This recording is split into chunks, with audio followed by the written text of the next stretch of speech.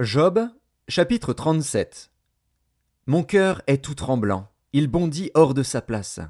Écoutez, écoutez le frémissement de sa voix, le grondement qui sort de sa bouche.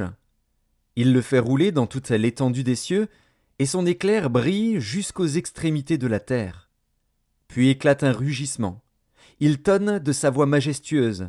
Il ne retient plus l'éclair, dès que sa voix retentit. Dieu tonne avec sa voix d'une manière merveilleuse. Il fait de grandes choses que nous ne comprenons pas. Il dit à la neige, « Tombe sur la terre ». Il le dit à la pluie, même aux plus fortes pluies. Il met un sceau sur la main de tous les hommes, afin que tous se reconnaissent comme ses créatures. L'animal sauvage se retire dans une caverne et se couche dans sa tanière.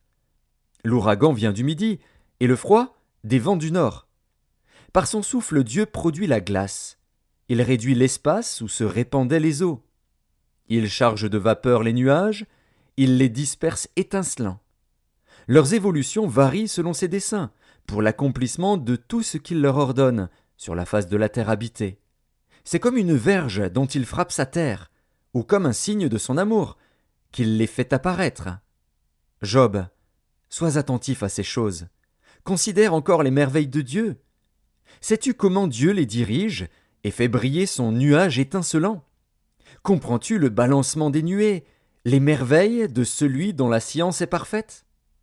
Sais-tu pourquoi tes vêtements sont chauds quand la terre se repose par le vent du midi? Peux-tu comme lui étendre les cieux, aussi solides qu'un miroir de fonte? Fais-nous connaître ce que nous devons lui dire. Nous sommes trop ignorants pour nous adresser à lui. Lui annoncera-t-on que je parlerai? Mais quel est l'homme qui désire sa perte? On ne peut fixer le soleil qui resplendit dans les cieux lorsqu'un vent passe et en ramène la pureté. Le septentrion le rend éclatant comme l'or. Oh, que la majesté de Dieu est redoutable! Nous ne saurions parvenir jusqu'au Tout-Puissant, grand par la force, par la justice, par le droit souverain. Il ne répond pas.